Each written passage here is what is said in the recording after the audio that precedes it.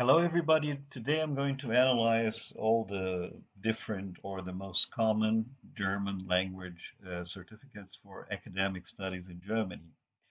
When applying for academic studies in Germany, you need a whole variety of documents, and the German certificate will be one of the most important ones. So, what kind of certificate do universities ask for? Let's start with TELC C1. TELC C1. C1 is the Common European Framework of Reference for Languages. You have A1, A2, A, B1, B2, C1, C2. C1 is a very advanced level. It's a proficiency level, and it will be enough for you to understand lectures in German or books in German. As I said, it will prove that you're proficient in the language. TELC 1 is a very difficult exam. You have to have a very good command of the language, even in scientific, what regarding scientific terms.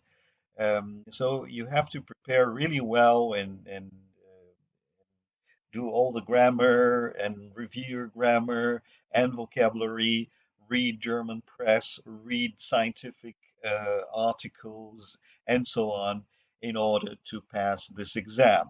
Yes. Once you have, this is the good thing about it. Once you have it, universities will think you have you have fulfilled the requirement, and you won't have to produce any other kind of language certificate. Yeah. Okay. So if you have studied in your country and your BA, you did your BA in your country, for instance, and you want to do your MA in Germany, uh, universities will ask for the test stuff.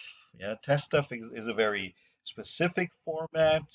It's not the test is not made by the university. It's a completely different and independent organization that only evaluates the proficiency of students. Yeah, it's test stuff. So test stuff, as I said, it's a very specific format. You also have to prepare really well for test stuff.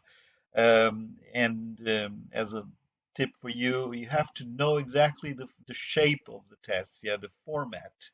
So you know exactly what for instance, the written exam is a bit tricky.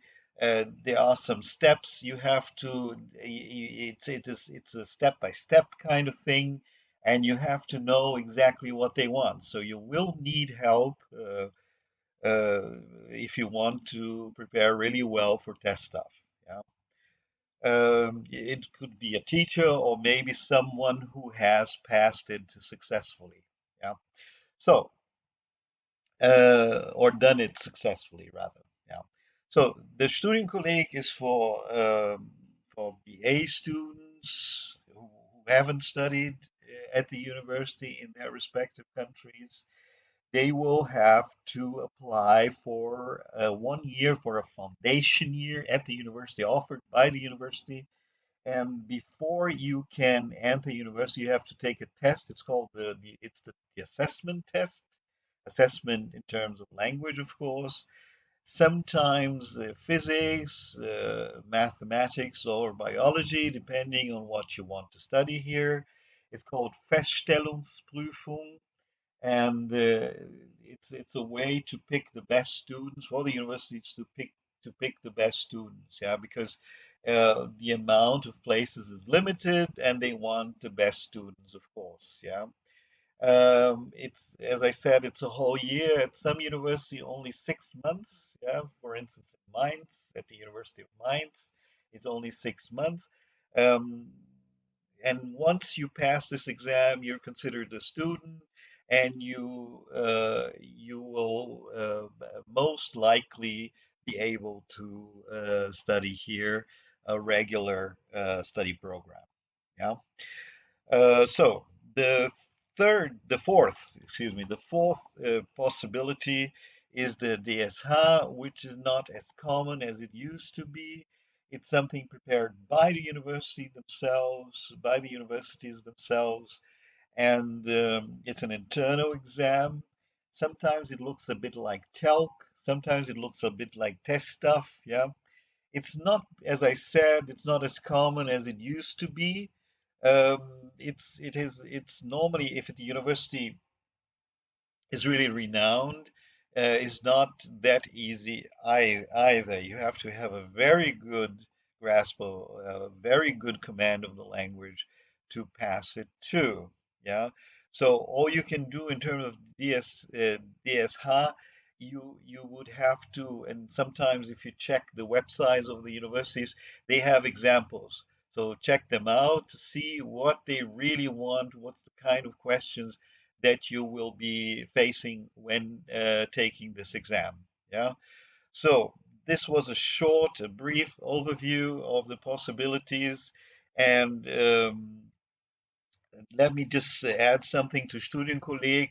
Studienkolleg is the university itself will make the test, so it's not a unified standardized test. And you have to check the websites of the universities or of the student colleagues. Sometimes they are not, they're separate things, yeah, to see what their previous tests look like. Yeah.